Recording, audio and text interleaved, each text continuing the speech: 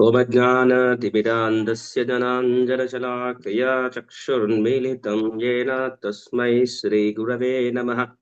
श्रीचैतन्यमनोभीष्टं स्थापितं येन भूतले स्वयं रूपः गदा मह्यं ददाति सुवदान्तिकं।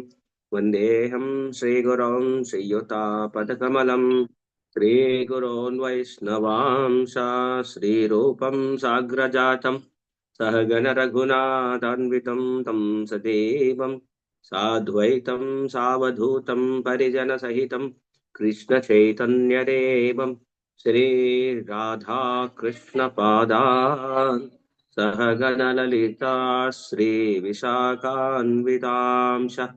नमो ॐ विष्णुपादाय कृष्णप्रेष्ठाय भूतले श्रीमते भक्तिवेदान्त स्वामिन्निति नामिने। नमस्ते सारस्वती देवे गौरवाणी प्रचारिणे निर्विशेषा शून्यवादी पाश्चात्य देशतारिणि। नमो महावदान्याय कृष्ण प्रेम प्रदायते कृष्णाय कृष्ण चैतन्य नामिने गौरत्विषे नमः। नमो महावदान्याय कृष्ण प्रेम प्रदायते कृष्णाय कृष्ण चैतन्य नामिने गौरत्विषे नमः। हे कृष्ण करुणा सिंधो दीनबंधो जगत्पते गोपेश गोपिका कांत राधा कांत नमोस्तुते। तप्त कांचन गौरांगी राधे वृंदावनेश्वरे वृषभानुसुते देवी प्रणमामि हरिप्रिये। वाञ्छाकल्पतरुभ्यश्च कृपा सिन्धुभ्य एव च पतितानां पावनेभ्यो वैष्णवेभ्यो नमो नमः। जय श्री कृष्ण चैतन्य प्रभु नित्यानंद श्री अद्वैत गदाधर श्रीवासादि गौरभक्तवृंद। हरे कृष्णा कृष्ण कृष्णा हरे हरे हरे राम राम राम हरे हरे। नारायणं नमस्कृत्य नरं चैव नरोत्तमं देवीं सरस्वतीं व्यासं ततो जयमुदीरये। मूकं करोति वाचालं पङ्गुं लङ्घयते गिरिं यत्कृपातमहं वन्दे श्रीगुरुं दीनतारिणम्। ॐ नमो भगवते वासुदेवाय। ॐ नमो भगवते वासुदेवाय। ॐ नमो भगवते वासुदेवाय। హరే కృష్ణ అందరికి స్వాగతం. మహాభారతం ప్రవచనానికి స్వాగతం. మనము వన పర్వానికి వచ్చాం. వన పర్వంలో ప్రస్తుతానికి చర్చిస్తున్నాం. శ్రద్ధగా చక్కగా అందరూ కొంతమంది రెగ్యులర్ గా వింటున్నారు. ఖచ్చితంగా దీని లాభం వస్తుంది, అందులో సందేహమే లేదు. ఏదో విధంగా మనల్ని దూరం చేస్తూ ఉంది, మన సమస్యలు అలా దూరం చేస్తూ ఉంటాయి మనల్ని శ్రవణానికి. మనం గత క్లాస్ లో ఏం చర్చించాం? అగస్త్యుడు పెళ్లి చేసుకోవాల్సిన పరిస్థితులు, ఎలా పెళ్లి చేసుకున్నాడు, అమ్మాయిని ఎలా సృష్టించాడు, స్త్రీని మానవ కన్యని ఎలా పెళ్లి చేసుకున్నాడు, పెళ్లి చేసుకున్న తర్వాత ఎలా తపస్సు చేశారు, తపస్సు తర్వాత మరి పిల్లలు కావాలన్నప్పుడు ధనం అవసరం వస్తుంది, ధనాన్ని ఎలా సంపాదించారు, ఆ ధనాన్ని సంపాదించే క్రమంలో తన తపస్సుని ఉపయోగించకపోవడం ప్రత్యేక విశేషం. తపశక్తిని ధనానికి వృధా చేస్తే జ్ఞానము లేని వాళ్ళే వృధా చేస్తారు తపశక్తిని. దాని యొక్క శక్తి, దాని యొక్క విలువ తెలియని వారే ఆ తపశక్తిని ధనానికి కానీ ఇక రకరకాలుగా వృధా చేస్తారు. ఇక్కడ మనం ఇంకొకటి కూడా మనం పాయింట్ యాడ్ చేసుకోవచ్చు. తపశక్తిని ధనాని కోసమే కాదు, ఇంకొక విధంగా కూడా వృధా అవుతుంది. తెలుసా? ఎవరన్నా ట్రై చేస్తారా? ఏంటో, కోరికలకే కాకుండా ఇంకొక పద్ధతిలో కూడా మన యొక్క తపశక్తి వృధా అవుతుంది. ఓకే, దానికంటే ముందు నాకు చెప్పండి, మీ దగ్గర తపశక్తి ఉందా లేదా? మరి అది సిద్ధశక్తులు, మంత్రాలు, శక్తి మాయాలు. మంత్రాలు మాయ ద్వారా. ఇంకా ఇప్పుడు మనందరి దగ్గర తపశక్తి ఉందంటారా లేదంటారా కొద్ది గొప్ప? ఏమో ప్రభుజీ, తక్కువ అంటే లేదనుకుంటున్నా ప్రభుజీ. అంటే భగవత్ శరణాగతిలో ఉన్నప్పుడు అంత ఇంత ఉంటుంది. మేబీ వాళ్ళ స్థాయిలో మనం నీళ్ళని మింగలేము, ఇది చేయలేము. అందరి దగ్గర కూడా కొంత తపశక్తి, తపోబలము, పుణ్య సుకృతే ఉంటుంది మనందరి దగ్గర కూడా, స్వామి దగ్గర. అయితే ఈ తపశక్తిని ధనము కోసం వాడొచ్చు, అంటే మనం ఇలా సృష్టించగానే మనకు రాకపోవచ్చు, బట్ వాళ్ళ శక్తి వేరు. అయితే ఈ తపశక్తిని అగస్త్యముని ధనం సంపాదించడానికి ఉపయోగించలేదు. ఎందుకు అంటే వృధా అవుతుంది. ఈ రోజు మనం అంటే బయట కొన్ని కొన్ని పరిస్థితులు ఎలా ఉంటుందంటే, భక్తి చేస్తాము, వారి భగవన్ నామస్మరణం చేస్తాము. చేసినప్పుడు అపరాధాలను మనం స్పెషల్ క్లాసెస్ కొన్ని తీసుకున్నాం కదా, అపరాధాలు చేస్తారు, తెలియచో తెలియకో చేస్తారు. ఈ అపరాధాల ద్వారా కూడా ఏమవుతుంది, తపశక్తి నశించిపోతుంది. వ్యక్తిని దూషించడం, తిట్టడం, అనవసరమైనట్లు వెళ్ళిపోవడం, ఇలా రకరకాలుగా తన యొక్క తపశక్తి వెళ్ళిపోతూ ఉంటుంది. సో తన తపశక్తి వాడుకోకుండా ఏం చేస్తారు, ధనం, రాజుల దగ్గరికి వెళ్ళడం, రాజులు ముగ్గురు దగ్గరికి వెళ్తే వాళ్ళ దగ్గర ఆదాయ వ్యయ పట్టిక చూస్తే సమంగా ఉన్నాయి, తీసుకోవడం. ధర్మం పాటించాలి కదా, ధర్మం పాటిస్తేనే ఆ తపశక్తి నిలుస్తుంది, లేకుంటే కష్టం, మొత్తం ముడిచిపోతుంది. చివరికి ఎవరి దగ్గర దొరుకుతుంది ధనం చెప్పండి, గుర్తుందా? అగస్త్యమునికి ఇలువలు అనే రాక్షసుడి దగ్గర దొరుకుతుంది. ఇలువలు అనగానే ఇలువలని యొక్క సోదరుల పేరేంటి? వాతాపి. సో ఈ వాతాపి ఏం చేస్తాడు, ఇద్దరు కలిసి అందరిని చంపేస్తారు. ఆయన మాయల మంత్రాలతోనే జీవిలా మారిపోయి మాంసం వండేసి చనిపోయి బతికేసి బట్టల నుంచి బయటకు వచ్చేసి ఆ బ్రాహ్మణులను చంపేసి మళ్ళా బ్రాహ్మణులు తినడం, ఇలాంటివి చేస్తారు. సో అలా ఆ యొక్క వాతాపిని కూడా జీర్ణం చేసుకొని రక్షిస్తాడు అగస్త్యముని. మొత్తానికి ఆ ధనము తీసుకొని వెళ్తారు. అతన్ని కూడా చంపాలని చూస్తారు, వాళ్ళకి కాదు. అగస్త్యముని వెళ్ళిపోతారు, చేరుకుంటారు. మొత్తానికి ఆ యొక్క కథ సుఖాంతం అయిపోతుంది. ఇది ఇంతకు ముందు గతంలో మనం చర్చించిన విషయాలు. ఇల్వలుడు, వాతాపి, అగస్త్యముని పెళ్లి, ఇవన్నీ చర్చించాం. సో తర్వాత వచ్చేసి మనము ఈ రోజు ఏం చర్చిస్తాం? ఈ రోజు ముఖ్యంగా దేవతల్లోకి రాక్షసులకి మధ్య అప్పుడప్పుడు ఎలా ఉంటుందంటే, వీళ్ళ బలము ఒక్కొక్కసారి దేవతల బలం ఎక్కువగా ఉంటుంది, రాక్షసుల బలం తక్కువగా ఉంటుంది. వీళ్ళు గెలుస్తారు, వీళ్ళు వీళ్ళ ముందు నిలబడలేరు.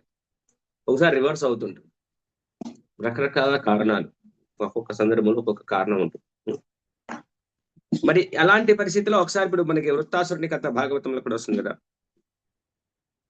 అంటే ఇక్కడ మనకి తర్వాత ఈ వనపర్వంలో అదే అగస్త్యముని సంబంధించిన ఇంకా కొన్ని విషయాలు, వారు చేసిన విషయాలు వస్తూ ఉంటాయి. తర్వాత అగస్త్యముని నీళ్లు తాగడము, గంగా, భగీరథి అవన్నీ వస్తూ ఉంటాయి. సో ఇక్కడ లోమస మహర్షి, మనం ఒక్కసారి మెయిన్ స్టోరీ ఒక్కసారి గుర్తుపెట్టుకోవాలి. ఇదంతా ఎక్కడి నుంచి వస్తున్నాయి కథలు, సడన్ గా ఎట్లా వస్తున్నాయి? లోమస ఋషి, ధర్మరాజు, అంటే అందరూ కలిసి, అర్జునుడు తప్ప, అర్జునుడు ఎక్కడ ఉన్నాడు ఇప్పుడు? స్వర్గంలో కదా. లోమస ఋషి, ధర్మరాజు వీళ్ళందరినీ, బ్రాహ్మణుల్ని తీర్థయాత్రలకు తీసుకుపోతూ ఉన్నారు. ఆ తీర్థయాత్రలు తీసుకుపోతూ ఉన్నప్పుడు ఒక్కొక్క దగ్గర కొన్ని తీర్థయాత్రలు చేయడము, అక్కడ ప్రశ్నలు అడగడము, అవన్నీ చేస్తున్నారు. ఇప్పుడు తర్వాత అదే అగస్త్యమునికి సంబంధించిన ఇంకొక స్టోరీ వస్తుంది. ఏంటో చూద్దాం. ఈ ఒకసారి సత్యయుగంలో ఒక దైత్య గణం, రాక్షసుల బ్యాచ్ ఉందట. కాలకేయులు అంటారు. వాళ్ళ బ్యాచ్ పేరేంటి? కాలకేయులు. ఎంత క్రూరమైన స్వభావం అంటే, దయ అంటే ఏమాత్రము కూడా తెలియని స్టేజ్ లో ఉన్నారు. దయ అంటే తెలుసు, పరమ క్రూరం. యుద్ధమే కావాలి వాళ్ళకి, యుద్ధం యుద్ధం యుద్ధం. వాళ్ళకి అలా ఉంటుంది రాక్షస స్వభావం, యుద్ధం. ఈ రోజు కూడా మనం ఏం చూస్తున్నాం కదా, దేశాల పరిస్థితి ఎలా ఉన్నాయి. అమెరికా లాంటి పరిస్థితులు, వారికి యుద్ధమే కావాలి. ఆధిపత్యం నిలబెట్టుకోవడానికి ఎన్ని అవి చేస్తున్నారు చూసాం కదా. యుద్ధం కావాలి, అలాంటి స్వభావం ఉన్న వాళ్ళు ఉన్నారు. మరి ఈ రాక్షసులు, మరి వీళ్ళందరికీ లీడర్ ఎవరట? బాసు వృత్తాసురుడట. వీళ్ళందరూ కలిసి ఇంద్రుణ్ణి, దేవతలను 4 వైపుల నుంచి అటాక్ చేస్తారు. ఇప్పటికే రాజుల కాలంలో రాజుని అటాక్ చేస్తారు కదా, అన్ని వైపులా వచ్చేసి అటాక్ చేసి ఆ రాజ్యాన్ని ఇది చేసుకుంటారు. అలాగే దేవతలు మీద కూడా రాక్షసులు అప్పుడప్పుడు దాడి చేస్తారు. కొన్నిసార్లు ఓడిపోతారు, కొన్నిసార్లు గెలుస్తారు, ఆకుపై చేసుకుంటారు. మళ్ళీ తర్వాత ఇవన్నీ మనకు తెలిసిన విషయాలు. మొత్తానికి దాడి చేశారు, దాన్ని మొత్తం ఆకుపై చేశారు. సో మరి ఇప్పుడు రాజ్యం లేదు, మరి వృత్తాసురుణ్ణి చంపాలి. వృత్తాసురుడే చంపాలి. భాగవతంలో వస్తుంది కదా, అది ఇక్కడ మనకి వచ్చింది వధకు సంబంధించిన సీన్. మరి ఇప్పుడు వృత్తాసురుని, రాక్షసుల్ని చంపాలి, దేవతల దగ్గర శక్తి సరిపోవట్లేదు. మరిగా అందరూ దేవతలు వచ్చి బ్రహ్మదేవుడి దగ్గరకు వచ్చి, అయ్యా మీకు దండం, మీకు నమస్కారం, మా పరిస్థితి మీకు అన్ని తెలుసు, మమ్మల్ని కాపాడండి, వృత్తాసురుని చంపేది, రాక్షసుల్ని చంపే ఉపాయం చెప్పండి, ఎలా, అసలు ఏం చేయాలి, గెలవలేకపోతున్నాము అని బ్రహ్మదేవుడికి మొరపెట్టుకుంటాం. సో మరి బ్రహ్మదేవుడు అంటాడు, మీరేం కంగారు పడకండి, వృత్తాసురుని చంపడానికి ఒక ఉపాయం ఉంది, చెప్తాను, శ్రద్ధగా వినండి. మీరు వెళ్ళండి, వెంటనే ఎక్కడికి వెళ్ళండి అంటే, దదీచి మహర్షి ఉన్నారు కదా, ఆయన దగ్గరికి వెళ్ళండి. దదీచి మహర్షి చాలా మంచి హృదయం కలిగిన వ్యక్తి, పరోపకారం చేయడానికి ఎప్పుడు సన్నద్ధమై ఉంటారు, శక్తివంతుడు. సో ఆయన దగ్గరికి వెళ్ళి అర్జెంటుగా ఒక వరం అడగండి. ఏ వరమో తెలుసా? మీ ఒంట్లో ఎముకలు కావాలని అడగండి. ఎముకలు, ప్రాణం ఇయ్యాలి అంటే చూడండి ఎంత వాళ్ళ శక్తి చూడండి. మనిషి దగ్గరికి వెళ్ళి, నీ దగ్గర నుంచి నాకు కోరిక ఉందిరా, ఓకే తీరుస్తారు. నీ ప్రాణం కావాలి అంటే ఎట్లుంటది? మరి ఇక్కడ దదీచి మహర్షి దగ్గరికి వెళ్ళి, మా కోరిక ఉంది, మీకు ఏం కోరిక కావాలా అంటే తీరుస్తానంటే, మీకు ప్రాణం కావాలి అంటే ఎట్లుంటది? మనం షాక్ అవుతాం. కానీ యొక్క మహా ఋషులు అలా శరీరాన్ని అలా చూడరు, వాళ్ళ శక్తి అలాంటిది. సో వాళ్ళ దగ్గరికి అన్నట్టే వెళ్ళి అది తీసుకొని దాన్ని ఆయుధంగా తయారు చేసి వృత్తాసుని వేసేయండి, అయిపోతుంది అని అన్నాడు. సో అన్నట్టే వీళ్ళందరూ దగ్గరికి వెళ్ళారు. అయ్యా, ఈ ముల్లోకాలు కూడా కష్టపడుతున్నాయి రాక్షసుల నుంచి, మీ శరీరంలో ఉన్న ఎముకలను దానం చేయండి మాకు అని. సో వాళ్ళకి జ్ఞానం ఉంది. ఏంటి, ఎందుకు వాళ్ళు అడుగుతున్నారో ఏం లేదు, వాళ్ళకి ఆల్రెడీ అంతా జ్ఞానం ఉండిపోతుంది. సో ఓకే, ఈ యొక్క లోకాన్ని రక్షించడానికి ఈ శరీరాన్ని విడిచి మీకోసం ఎముకల్ని ధ్యానం చేస్తాను అని చెప్పేసి, దాని నుంచి మీరు వజ్రాయుధాన్ని తయారు చేసుకోండి, రాక్షసుల్ని చంపేసి యొక్క మొత్తం దేవతలందరూ రక్షించండి అని చెప్తారు. అది దాని ఆకృతి గురించి కూడా ఇచ్చారు, ఎలా ఉంటుంది, 5-6 అంచులు ఇలా ఉంటుందని మనకి మహాభారతంలో ఇచ్చారు. అది పవర్ఫుల్ యొక్క వజ్రాయుధం. వజ్రాయుధం అంటే మనం జనరల్ గా ఏమనుకుంటాం, వజ్రముతో అని అంటాం కదా, దానికంటే కూడా దదీచి మహర్షి యొక్క ఎముకలు. సో ఇదంతా వివరించారు, ఇదంతా చేసేసారు మొత్తానికి. వీళ్ళందరూ కలిసి దేవతలు దదీచి మహర్షి చేసినాక తన ప్రాణాన్ని వదిలేస్తాడు, అవన్నీ తీసుకుంటారు. అసలు దదీచి ఆశ్రమము ఎలా ఉందని చెప్తారో తెలుసు మహాభారతం. ఇంద్రుడి యొక్క స్వర్గం ఎలా ఉందో అలా ఉందట దదీచి ఆశ్రమం. జనరల్ గా మనం వినేది ఎలా పుట్టినలా ఉంటాయి కదా, దదీచి మహర్షి ఆశ్రమం అలా లేదట. ఇంద్ర స్వర్గం ఎలా ఉందో అద్భుతంగా బ్యూటిఫుల్ గా ఉంటుందట. దదీచి మహర్షి యొక్క శరీర కాంతి, ఆ యొక్క తేజస్సు, బ్రహ్మకు పోలిన స్థాయిలో ఉన్నారట దదీచి మహర్షి. దానికి అనుకున్నట్లుగా అలా మంచిగా పాదాలను నమస్కరించి అడిగారు, వీళ్ళు ఇస్తారన్నారు, తీసుకున్నారు, ఆచరిస్తానన్నారు. తన ప్రాణాన్ని వదిలిపెట్టేశారు, ఎముకలను తీసుకున్నారు, చేసేశారు. చలో వేసేయండి, వెళ్ళి ఇప్పుడు చంపేద్దాం పదా అని దేవతలందరూ డిసైడ్ చేశారు. ఇంద్రుడి చేతిలో ఈ యొక్క వజ్రాయుధం తీసుకొని చంపేసేశారు వృత్తాసురుడిని మొత్తానికి. ఆ యొక్క వృత్తాసురుడితో ఆ యుద్ధం కూడా చాలా పెద్దగా ఉంటాడు. ఎలా ఉత్తుడు ఎంత సైజు ఉంటాడంటే భూమి ఆకాశాన్ని ఆవరించి ఉంటాడంట. అసలు ఊహించగలుగుతారా మీరు? మనం చూసే రాక్షసుడు ఇలా నిలబడి ఇలా వండితే కిందబడి అట్లా కాదు, భూమి మీద నిలబడితే ఆకాశంలో ఎక్కడో పైకి అంత పెద్ద శరీరంతో ఉన్నాడటండి వృత్తాసురుడు. అసలు వీళ్ళ మధ్యలో మామూలు యుద్ధం జరగలే. ఒకరికి దేవతలకి వీళ్ళకి మధ్యలో వృత్తాసురుడి బలం ఉందల దేవతల బలం సరిపోలే. ఈ యొక్క వజ్రాయుధం లేకపోతే వాళ్ళ పని అంతే. ఈ రాక్షసులు కాలకేయులు కదా బ్యాచ్, పెద్ద పెద్ద బంగారు కవచాలు తీసుకొని దేవతల మీద పడ్డారు బాగా. అంటే వజ్రాయుధం తీసుకోగానే 2 నిమిషాలు తీసుకొచ్చి టప్ప కూడా ఏం కాలేదండి వాస్తవానికి. చాలా యుద్ధమే అయింది అప్పటికి కూడా. ఆ, అలాంటి పరిస్థితుల్లో ఆ, చిట్ట చివరికి అటు ఇటు చేసి ఒకసారి ఆ తాసుడు పైకి పెరగడం, ఇది చేయడం. మనకి భాగవతం నుంచి చూసినట్లయితే ఒక సన్నివేశం మనం ఇలా చర్చించవచ్చు. ఏమంటారు? ఆ వీళ్ళ మధ్య యుద్ధం జరుగుతున్నప్పుడు అసలు ఆ ఇంద్రుడికి దేవతలకి ఏం అర్థం కాదు. అసలు ఏంట్రా బాబు, ఇంత పెద్దగా చచ్చాడు, ఇంత హైట్ ఉన్నాడు, సంపలేస్తామా లేదా, ఆ తీసుకొని ఒకసారి అది కింద పడిపోతుంది ఆయుధం, అసలు నా వల్ల అవుతుందా లేదా అని అట్లా ఆశ్చర్యపోతుంటే అసలు ఆశ్చర్యపోతాడు, మైండ్ బ్లాంక్ అయిపోతాడు ఇంద్రుడికి. ఉత్తాసుడు భక్తుడు. అసలు విష్ణువు అంటే భక్తి. ఏమేంద్ర నమ్మకం లేదా? తీసుకో, ఆయుధం కింద పడింది, తీసుకో, వచ్చి చంపేశాయి, కిల్ మీ. భక్తి అంటే నమ్మకం ఉండాలి. నన్ను చంపేయగలవు, వచ్చి చంపేయి. చూడండి, మీరు ఎక్కడైనా ఏ రాక్షసుడైనా నువ్వు నన్ను చంపగలవు, వచ్చే చంపే, యుద్ధం తన యుద్ధం చేస్తున్నాడు, నువ్వు నన్ను చంపగలవు, వచ్చేయని అంటాడు.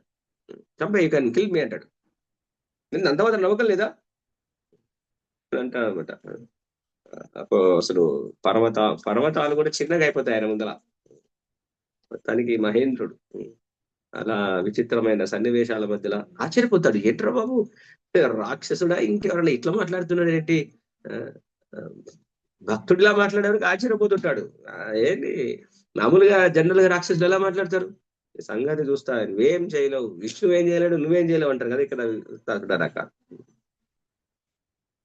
మొత్తానికి ఆ వృత్తాసురుణ్ణి చంపిన తర్వాత ఈ యొక్క బ్రహ్మహత్యా పాతకం ఇంద్రుణ్ణి పట్టుకుంటుంది. భక్తుడు కదా, భక్తుణ్ణి చంపడం వల్ల బ్రహ్మహత్యా పాతకం ఈయన వెంట పడుతుంది. ఇంద్రుడు వజ్రాయుధాన్ని చేతి నుంచి అసలు కింద పడ్డ విషయం కూడా అర్థం కాని, అసలు ఉత్తుడు చనిపోయాడు అనేది కూడా అర్థం కానంత ఒక స్థితిలోకి వెళ్ళిపోయాడట, కోమాలకు వెళ్ళిపోయాడట. అందరూ ఇక చనిపోగానే ఆయనకే నమ్మకం కలగట్లేదు, ఇంద్రుడు చంపేశానా నేను అన్నట్లుగా ఉన్నాడట. అసలు దేవతలందరూ ఇంద్రుడికి స్తోత్రం చేశారు. అహో బల బల బల ఇంద్రదేవ, మీరు చంపేశారు, చాలా ధన్యవాదాలు అందరూ.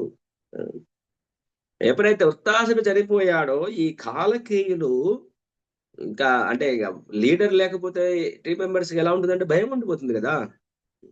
సముద్రం లోపలికి వెళ్ళిపోయారు, వాళ్ళు దాచుకోవడానికి వెళ్ళిపోయారు. సముద్రం అంటే ఇంతకుముందు ఏమో లీడర్ ఉన్నాడు, స్ట్రాంగ్ ఉన్నాడు కాబట్టి ఫ్రంట్ ఎండ్ యుద్ధం చేశాను. లీడర్ ఎప్పుడైతే చనిపోయాడు, సముద్రంలోకి వెళ్ళి అడుగున కూర్చొని దాచుకొని ఎక్కడోడు అక్కడ పరాయిపోయి అక్కడ మీటింగ్లు పెట్టారు. ఈ దేవతల సంగతి ఎలా చేయాలి, దేవతల సంగతి ఎట్లా చంపాలి, దేవతల మీద యుద్ధం చేయాలి. ఇదే మనకు ఒక విచిత్రమైన విషయం మనం తెలుసుకోవాలి. ఇక్కడ జనరల్ గా ఒక మనిషిని చంపాలంటే ఆ మనిషి మీదకే వెళ్తాం కదా. ఇప్పుడు దేవతలు బలంగా ఉన్నారు, ఇలా ఎలా చంపాలి రాక్షసులు సముద్రం అడుగున కూర్చొని మీటింగ్ పెట్టుకుంటున్నారు. వీళ్ళకి మాయల మంత్రాలు వచ్చు, దేవతలకు కూడా వచ్చు, కానీ వీళ్ళు ఇంకా స్ట్రాంగ్ ఉన్నారు పరిస్థితి. అంటే ఆ శక్తి, యోగ శక్తి వాళ్ళ దగ్గర ఎక్కువగా ఉన్నది అని అనుకోవాలి. ఇక్కడ డైరెక్ట్ గా చెప్పలేదు ఎట్లా చంపాలి దేవతలు. మామూలుగా దేవతల మీద డైరెక్ట్ కి కత్తుల కటార్లు ఇవన్నీ తీసుకురాకుండా ఏం ఆలోచించారో తెలుసా? వీళ్ళందరూ మీటింగ్ పెట్టి రెజల్యూషన్ ఏం చేశారో తెలుసా? చంపేయాలి ఫస్ట్. ఎవరిని? దేవతల్ని కాదు. విద్య, జ్ఞానము, బ్రహ్మణులు, బ్రాహ్మణులు ఉంటారు కదా, తపస్సు ఉంటారు కదా, తపస్సు చేసే వాళ్ళందరినీ ముందు వీళ్ళని చంపేసేయాలి. చూడండి, ఒక బ్రాహ్మణుణ్ణి చంపేస్తే మొత్తం మూలైన దేవతలు కూడా చచ్చిపోయినట్లే, ఈ యొక్క భూ ప్రపంచం పోయినట్లే. అది కూడా వస్తుంది మనకి. లోకాలన్నీ కూడా తపస్సుతో ఉన్నాయి. ఈ తపస్సు వల్ల ఇదంతా వీళ్ళు దేవతలు బలంగా ఉన్నారు. ఏ ముందు ఫస్ట్ తపస్సు చేసే వాళ్ళని, ధర్మంగా ఉండే వాళ్ళని మట్టు పెట్టండి.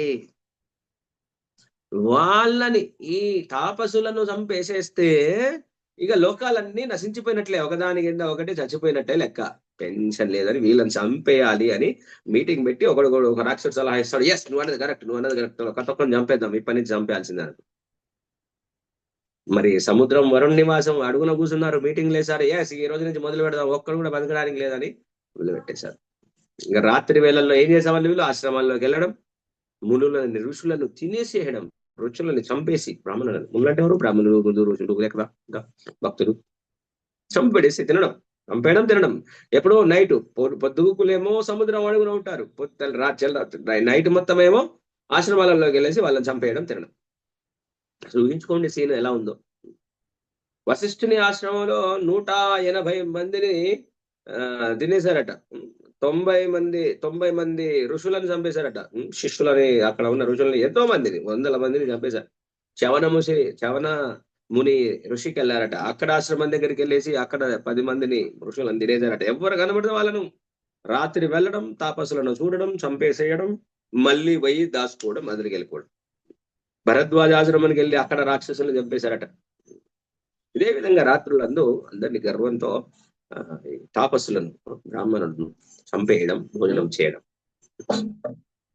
బట్ ఏమైతుంది అంటే, ఈ రాక్షసులను నైట్ వచ్చేసి చంపేసి తినడం వల్ల ఎవడరా వచ్చి చంపేది? అసలు ఎక్కడ అంటే మళ్ళీ డే టైంలో వెతికితే ఎవడు కనబడట్లేడు చంపేవాడు. ఇప్పుడు సిసిటీవీలు లేవు కదా, ఆ శక్తి అది వేరే కదా, ఫైండ్ అవుట్ చేసే పద్ధతి. అసలు ఒక్కడన్నా దొరికితే కదా వీడు ఎవడో తెలిసేది, ఎవడు చంపేస్తున్నాడు రా అని వాళ్ళకి అర్థం కావట్లేదు. చచ్చిపోతున్నారు జనాలు, నైట్ పడుకున్నోళ్ళు తెల్లారెవరికి శవాలైపోయి రక్తం, అడుగులు, బొక్కలు అన్ని నిండిపోతున్నాయి. శరీరం ముక్కలైపోయి పీసులు అయి భూమి మీద పడి ఉండేవాళ్ళట. ఎందుకంటే వాళ్ళు తిన్నారు మాంసము, ముక్కలు చిన్న చిన్నవి ఉంటాయి కదా, రాశులు అయిపోయేదట, భూమి మీద పడి ఉండేట. ఎవరికి అందరికి జనాలు భయం. అగ్నిహోత్రాలు చేస్తూ ఉంటే కొంతమంది ఏమో అగ్నిహోత్రాలు వాళ్ళని తినేటప్పుడు అటు ఇటు ఉంటాయి కదా, అగ్నిహోత్రం అయిపోయి కడతారు కదా కట్ట, అక్కడెక్కడ విసిరేయడము, పాత్రలు అక్కడ విసిరేయడం, ఎక్కడెక్కడ ఘోరమైన. ఒక సినిమాలో మనం సిఐడి సినిమాలో సీన్స్ ఉంటాయి కదా, అది చిన్నది, అది అట్లా ఉన్నాయట. లోకం జనాలందరూ కూడా టెన్షన్, ఏం జరుగుతుందో బాబు, మనం బతుకుతామా లేదా. ఈరోజు బంగ్లా ఉంది కదా, బంగ్లా టైప్ లో ఉందన్నమాట. బంగ్లాలో ఏ హిందువు ఎప్పుడు చనిపోతాడో తెలియని పరిస్థితి ఉంది ఆ రోజు. కొంతమంది మనుషులు పరారైపోయారు, ఎక్కడెక్కడనో దాచుకొని బతికారు, ఎవరు చంపుతారో బాబు అని చెప్పి. కొంతమంది గుహాలలో దాచుకున్నారు, అక్కడ ఇక్కడ కోడల్లో దాచుకున్నారు. కొంతమంది శూరులు మాత్రం ధనుర్విద్య పరులు, ధైర్యవంతులు ఉంటారు కదా, పగులు, బాణాలు అవన్నీ పట్టుకొని ఎవరు అసలు చంపేది దొరికించుకొని చూద్దామని, సంగతి చూద్దామని వెతకడం కూడా మొదలు పెట్టారు ధైర్యవంతులు. ఈరోజు కూడా కొంతమంది ఉన్నారు కదా అలా అనమాట. కాకపోతే ఏమవుతుందంటే వీళ్ళందరూ ఉన్న ధైర్యం ఉన్న కొంతమంది కూడా వెతుకుతున్నారు, కానీ వీళ్ళకి దొరకట్లేదు. వీళ్ళకు గుండె ధైర్యం ఉంది, కానీ ఈ సముద్రం అడుగున్న వీళ్ళు చచ్చారు అని వీళ్ళకి తెలియదు. వీళ్ళు దొరకరు, నైట్ వస్తారు, వీళ్ళు పగులు తిరుగుతారు. ఎంతకైనా 24 hours చేయలేరు కదా, పగులు వెతుకుతారు. ఎంత శక్తి ఉందో అంత, తర్వాత లేదు. మళ్ళీ ఎక్కడ చంపుతారో తెలియదు, ఎట్లా తెలుస్తుంది? సో వాళ్ళు ఆ విధంగా చంపడం మొదలుపెట్టారు. ఏమన్నారంటే అక్కడ ఏమైతుందంటే, ఈ తాపసులను ఎందుకు చంపేస్తారు అంటే, ఈ ఈ బ్రాహ్మణులు యజ్ఞం చేసే వాళ్ళని, ఈ భక్తి సంబంధమైన ఇక్కడ రాక్షసులకు తెలుసు, ఈ వైదికమైన కార్యక్రమాలు తీసి ఆపేస్తే వీళ్ళకు వైదిక శక్తి అంతా తగ్గిపోతుంది. వీళ్ళు చేయనప్పుడు ఈ భూమి మీద వీళ్ళకి శక్తి తగ్గిపోతుంది. ముఖ్యంగా వీళ్ళ శత్రువులు ఎవరు? దేవతలు. వీళ్ళు యజ్ఞం హవిస్సు అనేది దేవతలకు ఇస్తారు కదా, ఆ హవిస్సు అనేది దొరకక దేవతలు కూడా నష్టమైపోతారు. దేవతల భోజనం ఏంటో తెలుసా? ఇక్కడ చేసే యజ్ఞ హవిస్సు ఓం ఇంద్రాయ స్వాహ అని వేస్తారు కదా, అది వాళ్ళకు భోజనం. ఓం సూర్యదేవాయ స్వాహ, అట్లా వాళ్ళకి అవి భోజనాలు అనమాట. ఇప్పుడు చేరుతాయి, అగ్నిముఖత వాళ్ళకి చేరుతాయి. దేవతలకు భయం స్టార్ట్ అయింది, ఎంటర్ బాబు అసలు ఎక్కడ జరుగుతుంది అని. వాళ్ళకు కూడా దొరకలేదట. మొత్తానికి వీళ్ళు సమస్య వచ్చినప్పుడు ఎక్కడికి వెళ్తారు? నారాయణ్ని, వైకుంఠ వాసు స్వామి దగ్గరికి వెళ్ళి దండబెట్టి స్వామికి ప్రార్థనలు చేసి, అయ్యా స్వామి, సకల చరాచర జగత్తుకు సృష్టికి మూలము నీవే భర్త. అంటే గతిర్ భర్త అంటే, భర్త అంటే ఇక్కడ యువర్ అవర్ బాస్ అన్నట్టు. సమస్తాన్ని, లోకాన్ని నాశనం చేసేది, సృష్టి స్థితి లయ చేసేది అంటే ఇక్కడ స్తోత్రం చేస్తారు స్వామికి. బలి చక్రవర్తిని ముంచేసి వామన అవతారంలో రాజ్యాన్ని పొందావు. నారసింహస్వామి రూపంలో రాక్షసుని, హిరణ్యాకశుని చంపేశావు. భూమిని నీళ్ళల్లో అడుగున సముద్రంలో పడినప్పుడు వరాహ రూపంలో స్వామి మీరు వెలికి తీసి రక్షించారు. యజ్ఞాలను నాశనం చేసే జంబాసురుడు అనే రాక్షసుడు ఉన్నాడు చూసారా, వాడిని కూడా చంపేశారు మీరు. కాబట్టి అయ్యా స్వామి మమ్మల్ని కాపాడండి కోరుకుంటున్నాం. లోకహితం, అందరూ జనాలు అల్లాడిపోతున్నారు, మేము ఏమి చేయలేకపోతున్నాము. ఇంద్రుణ్ణి మమ్మల్ని అందరినీ రక్షించండి అని ఇంద్రుడు వీళ్ళు అందరూ కూడా రక్షణ అడుగుతున్నారు స్వామి. సో భగవంతుడిని సారీ ఇక్కడ మనకి వైకుంఠం పరాజితం. మరి స్వామి ఒక సలహా ఇచ్చారు ఇక్కడ. స్వామి ఇచ్చారు అంటే మీరు ఒకటి గుర్తు పెట్టుకోవాలి, స్వామి పిలవగానే ప్రతిసారి స్వామి రారు. మీకు ప్రైమ్ మినిస్టర్ ఫ్రెండ్ అనుకోండి, కొద్దిసేపు మీకు సమస్య వచ్చింది అనుకోండి, ప్రతి సమస్యకి ప్రైమ్ మినిస్టర్ వచ్చేస్తాడా? ప్రతి సమస్యకు ప్రైమ్ మినిస్టర్ మీ ఎమ్మటి వచ్చేసి హైదరాబాద్కి వచ్చేసి ఒక ఎవరు ఏ ప్రాబ్లం వచ్చిందో కొంచెం చూసుకుంటారు, ప్రైమ్ మినిస్టర్ పక్కన నుండి హెల్ప్ చేస్తాడా? ఫోన్ ద్వారా కావచ్చు, అసిస్టెంట్ సెక్రటరీగా పని చూసుకొని చెప్పొచ్చు, లేకపోతే డైరెక్ట్ ఫోన్ చేసి మాట్లాడొచ్చు. ఒకవేళ ప్రైమ్ మినిస్టర్ దగ్గర ఉండాల్సిన పని అని అనిపిస్తే అది ఆయన ఇష్టం, రావాలనుకుంటే వస్తాడు. అది చాలా రేర్ సినారీ కదా. ముందే డౌట్ రాకుండా కూడా చెప్తున్నాను, విష్ణు భగవానుడు ఒక సలహా ఇస్తాడు స్వామి. అదేంటో అవి ఇప్పుడు ఒకసారి చూద్దాం. దేవతలు వచ్చి అడుగుతారు, రాత్రిలో ఎవరో పంపేస్తున్నారు, ఎవరు అర్థమే కావట్లేదు, దొరకట్లేరు, భూమి అంతా నశించిపోతుంది, భూమి పోతే మా పని అయిపోతుంది, వీళ్ళందరూ చేయకపోతే. అంటే స్వామి చెప్తారు, నాకు అర్థమైంది, నాకంతా తెలుసు, మీరేం కంగారు పడవలసిన లేదు, ఈ కారణం అంతా నాకు తెలుసు. వీళ్ళంతా కూడా వృత్తాసుడు చనిపోగానే ఈ కాళ్ళకేయులు రాక్షసులు ఉన్నారు కదా, ఈ రాక్షసులు అందరూ ఆ యొక్క సముద్రంలో అడిగండి, వాళ్ళ ప్రాణాలని రక్షించుకొని అన్ని చెత్త పనులు చేస్తున్నారు. మీరేం చేయాలి అంటే వాళ్ళని చంపేశారు. సముద్రాన్ని సముద్రం కిందకి వెళ్ళి మీరు చంపలేరు కాబట్టి, మీరు సముద్రం కిందికి వెళ్ళలేరు కాబట్టి మీరు ఏం చేయాలి, సముద్రాన్ని ఎండబెట్టాలి, శోషింపజేయాలి. సముద్రంలో నీళ్లు ఉండదు, సముద్రంలో నీళ్ళు లేకపోతే ఇలా దాచుకునేది ఎక్కడిది, పోయి వేసేయండి, చంపబడేయండి అని చెప్తారు. మరి దీనికి ఎవరయ్యా ఈ సముద్రాన్ని మరి నీళ్లు ఖాళీ చేయాలంటే మీరు ఎవరి దగ్గరికి వెళ్తారు? అగస్త్యముని దగ్గరికి వెళ్ళండి, మీకు ఆ హెల్ప్ పని అయిపోతుంది, చేసేస్తాడు. సముద్రాన్ని ఎండగొట్టేస్తాడు, అక్కడికి వెళ్ళండి అంటారు. ఓకే, స్వామి సలహా ఇచ్చేశాడు, వెంటనే అగస్త్యముని దగ్గరికి వచ్చేస్తాడు. అగస్త్యముని తేజస్సుతో ఉంటే వీళ్ళందరి దగ్గరకు వచ్చి అగస్త్యముని దగ్గరకు వచ్చి నమస్కారం చేసి సేవ చేయడం మొదలు పెడతారు. అయ్యా అంటే ఇక్కడ దగ్గరికి వెళ్తే వాళ్ళ యొక్క గొప్పతనాలని వాళ్ళని స్తుతింప చేయాలి కదా. అయ్యా మీరు గతంలో నహుషుడు అనే పరమ మూర్ఖుణ్ణి దేవతలను జనాలను పీడిస్తుంటే అని ఖతం చేసేసారు, చంపేశారు. స్వర్గానికి దూరం, చంపడం కాదు సారీ, స్వర్గానికి దూరం చేసేస్తాం. అది ఒక స్టోరీ ఉంటుంది, దేవతలను కూడా టార్చర్ పెడతాడు అనమాట. ఒకసారి వింధ్యా పర్వతం ఉంది కదా, వింధ్యా పర్వతము సూర్యదేవుడు వీళ్ళ మధ్యలో కూడా ఒక క్లాష్ వస్తుంది అనమాట. మీరు వింధ్యా పర్వతము వింధ్యదేవుడు ఉన్నాడు కదా, ఆయనకు కోపం వస్తే ఆయన కోపాన్ని తగ్గించేసి ఆయన పెరుగుతా ఉంటే, పైకి పెరుగుతా ఉంటుంటే ఆయన పెరుగుదలను ఆపేసి జనాల్ని రక్షించాడు. ఎందుకంటే వింధ్యా పర్వతం పెరిగినప్పుడు ఏమైందంటే మొత్తం లోకాలన్నీ చీకటిమయమైపోయినాయట. అందరూ నువ్వు కాపాడావు, దేవతలను మీరే రక్షించారు అప్పుడు కూడా, ఇప్పుడు కూడా మీరే మాకు ఆపద నుంచి రక్షించండి స్వామి, దయచేసి మమ్మల్ని రక్షించండి అని అడుగుతున్నాను. వెంటనే యుధిష్ఠిరుడు, అంటే ఇదంతా ఎవరెవరికి స్టోరీ చెప్తున్నారు, లోమస ఋషి ధర్మరాజుకు చెప్తున్నారు కదా. ధర్మరాజు అంటే, ఓ స్వామి ఒక్కరి ఆగండి, లోమస ఋషి వింధ్యా పర్వతానికి కోపం వచ్చిందా? వింధ్యా కోపం రావడం ఏంది, వింధ్యా పర్వతం ఎందుకు వచ్చింది, నాకు అది కొంచెం చెప్పండి, ఆ వివరాలు కూడా, ఎందుకు కోపం వచ్చింది, మీరు అలా చెప్పేస్తున్నారు, కొంచెం నిండుగా చెప్పండి అని అడుగుతారనమాట. లోమస ఋషులు చెప్తారు. ఓకే విను. సూర్యదేవుడు ఉదయము సాయంత్రము, అంటే ఆయనకి ఉదయం సాయంత్రం ఉండదు మన భాషలో కదా, మనం ఇక్కడ ఉన్నాం కదా. సో ఉదయం చక్కగా బంగారు వర్ణంలో ఉన్నప్పుడు ఏం చేసేవాడు అంటే ఆ మేరు పర్వతానికి ప్రదక్షిణ చేస్తారట సూర్యదేవుడు. రోజు కూడా మేరు పర్వతానికి ప్రదక్షిణ చేసేవారట. వింధ్యా పర్వతము సూర్యదేవుడితో ఒక మాట అయింది, యా నువ్వు ప్రతిరోజు మేరు పర్వతానికి ప్రదక్షిణ చేస్తున్నావు కదా, అలాగే నాకు కూడా ప్రదక్షిణ చేయొచ్చు కదా, నాకు కూడా ప్రదక్షిణ చేయి అని వింధ్యా పర్వతం అడుగుతుందట ప్రదక్షిణ చేయమని. మరి సూర్యదేవుడు అంటాడు, అయ్యా నేను ప్రదక్షిణ నా సొంతంగా చేయట్లేదు, నా ఇష్టానికి నేను చేయట్లేదు, బ్రహ్మదేవుడు నాకు ఆజ్ఞ చేశారు, నువ్వు ఇలా ఇలా ప్రదక్షిణ చెయ్యి ప్రతిరోజు అని చెప్పారు. అంతే తప్ప నేను నా స్వతహాగా చేస్తలేదు. అంటే దాని అర్థం ఏంటి? నీకు చెయ్యను అనే వస్తుంది కదా, నేను చేయను అనగానే నేను ఇలా చేశాను కాబట్టి చేస్తున్నాను, అంతే తప్ప నాకు ఇంకా అన్యమైనది ఏమి లేదు అనగానే ఇండియాకు ఇండియా పర్వతానికి కోపం వచ్చేస్తుంది. మామూలు కోపం కాదు. నేను అడిగితే నా చుట్టూ ప్రదక్షిణ చేయవా నువ్వు? ఉం? నీ సంగతి చూస్తాను చూడు అని ఏం చేశాడు? ఇండియా పర్వతం తన సైజును పెంచడం మొదలు పెట్టాడు. ఇలా ఇలా ఇలా ఇలా ఇలా ఇలా. అంటే ఎంతైనా పెరగదు. మామూలుగా పర్వతం పైకి పెరిగినా కొద్దీ అన్ని వైపులా పెరిగింది అనుకోండి. ఇప్పుడు మీరు లైట్ వేసారు, లైట్ కు మీకు మధ్యలో ఒక మనిషి ఒక పెద్ద అట్టముక్క పెట్టిన అనుకోండి, ఏమైతే రూమ్ మొత్తం చీకటి కాదు, లైట్ ఫోకస్ ఇటు రాదు కదా. ఉం? కోపం వచ్చింది. కోపం వచ్చి పెరిగేసే వరకు అక్కడ వెళుతూ అందరికి రాకపోయేవాడికి సమస్యలు వస్తున్నాయి జనాలందరికీ.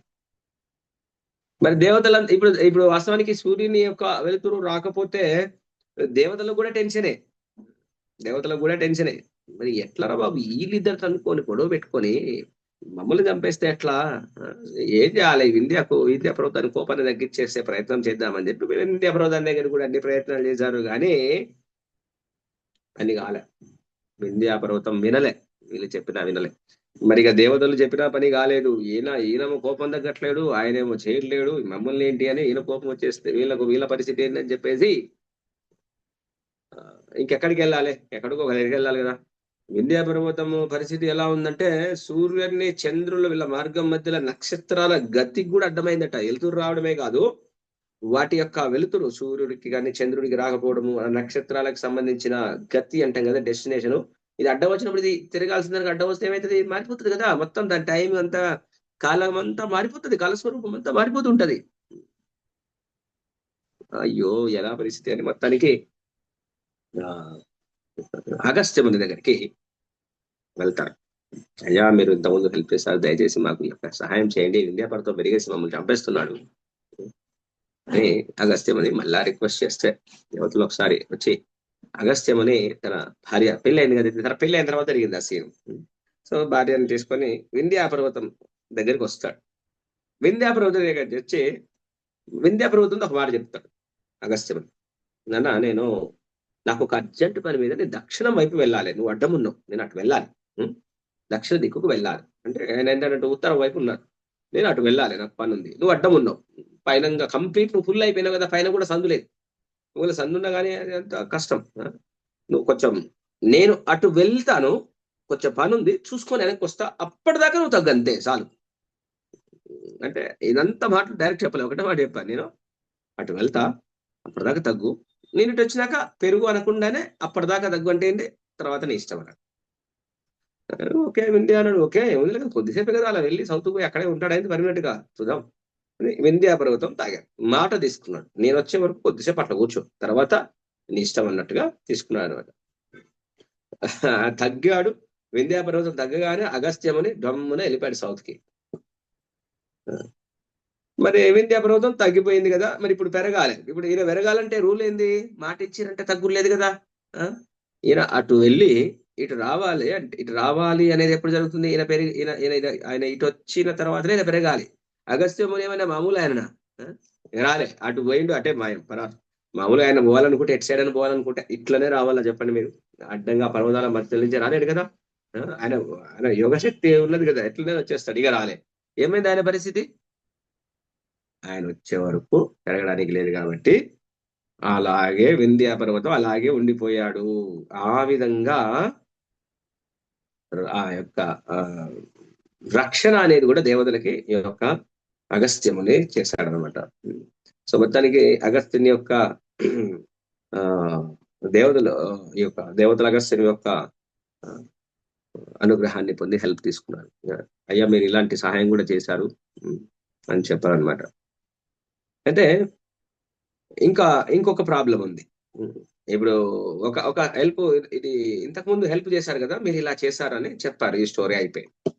మాకు ఇంకొక సమస్య వచ్చింది, వీళ్ళు వింధ్యా పర్వతాన్ని కాపారు కదండి, మాకు ఇంకొక సహాయం కావాలి అని అడిగితే, what can I help you, how can I help you, మళ్ళీ ఏం సహాయం చేయాలి అని అడిగితే, నాకు కాలకేయులు అనే రాక్షసుడు సముద్రంలో ఉండి అడుగున ఉండి అందరిని చంపేస్తున్నారు, నైట్ వచ్చేసి ఋషులని ఎంతో మంది బ్రాహ్మణుల్ని చంపేస్తున్నారు, మీరు దయచేసి ఆ నీళ్లను తాగండి. నీళ్ళను మొత్తం తాగిపడేసాడు. చూడండి, సముద్రం మొత్తం నీళ్లు తాగాలి ఒక ఋషి. చూడండి యోగ శక్తి ఎలాంటిదో. మీరు ఎప్పుడైతే మీరు నీళ్లు తాగేస్తారో మేము మా యొక్క ఆయుధాలు తీసుకొని అందులో ఉన్న రాక్షసులు మొత్తం లేపడేస్తాం, చంపి పడేస్తాం. తాగేస్తున్నాడు, ఓకే, దీనికి పెద్ద ప్రాబ్లం, నీళ్ళు తాగిపడేయాలి కదా, అంతే కదా, ఓకే, యాక్సెప్టెడ్, గ్రాంటెడ్ అంటాడు.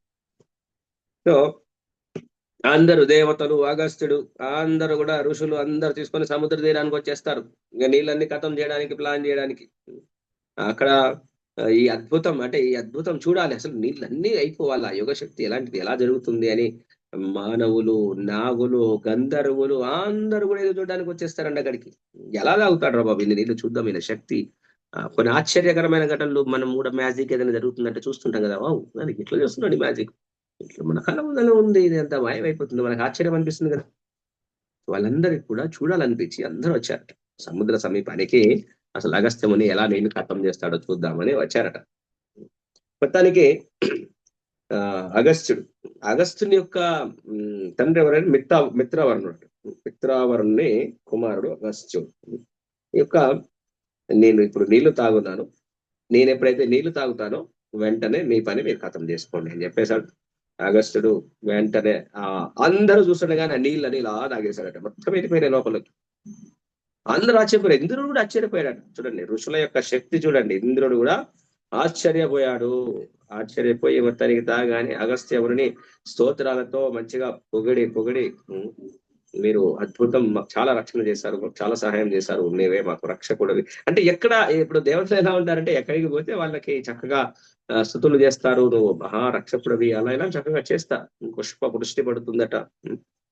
మొత్తానికి నీళ్లు తాగేస్తాడు. నీళ్ళు ఇంకిపోగానే దేవతలు అవన్నీ తీసుకొని దానవులందరూ ఏమంటారు కదా, నీళ్లు నది ఎండగానే అలా ఉన్న చేపలు, పిల్లలు, కప్పలు అన్ని కనపడతాయి కదా, ఈ దానవులు, ఈ రాక్షసులు అందరూ కనిపిస్తున్నారు. కథం ఇంకేడ దాచుకుంటారు, ఇక ఓపెన్ ఎర్త్ లో దొరికిపోతారు కదా, చంపి పడేశారు. దేవతలు అందరూ చంపేస్తున్నారు. అసలు ఈ దేవతల వేగానికి రాక్షసులు తట్టుకోలేకపోతున్నారట. డైరెక్ట్ యుద్ధం చేస్తే గెలవలేని పరిస్థితి ఉంది వీళ్ళకి, కానీ సీక్రెట్ గా యుద్ధం చేసేవారు.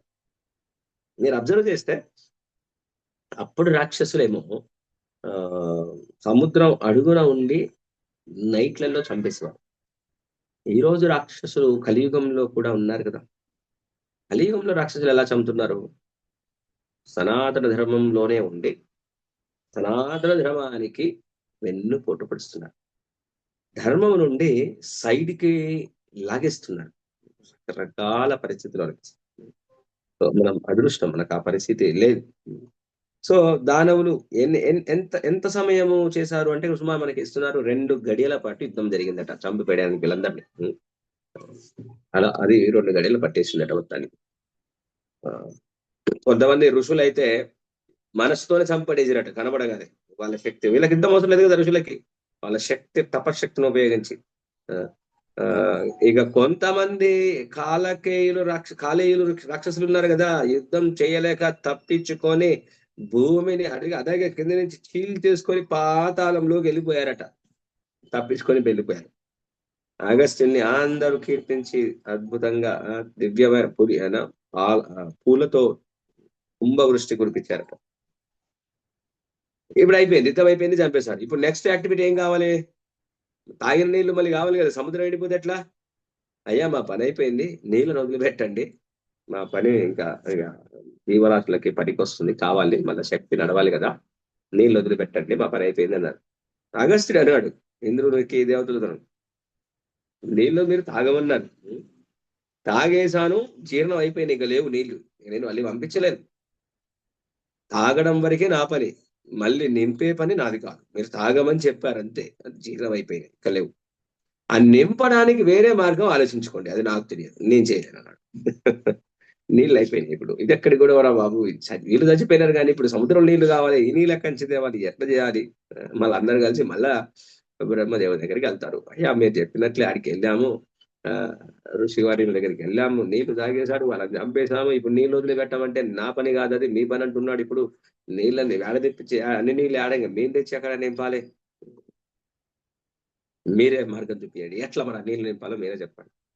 ఎప్పుడు ఫస్ట్ ఎవరికి జనాలు ఎక్కడికి వస్తారు? ఫస్ట్ బ్రహ్మ దగ్గరికి వస్తారు. మెజారిటీ చెందిన అన్ని ప్రాబ్లమ్స్ బ్రహ్మదేవుడే సొల్యూషన్ ఇచ్చేస్తారు, వాళ్ళ దగ్గర అయిపోతుంది. కొన్ని కొన్ని స్టేజెస్ ప్రకారమే స్వామి రావాలనుకున్న ఒక విధంగా, వేరే విధంగా స్వామి రావాలి అని అనుకునే సంకల్పం లేనప్పుడు ఇలాగే వేరే వాళ్ళ ద్వారా చేపించేస్తారు, చేయమని చెప్తారు.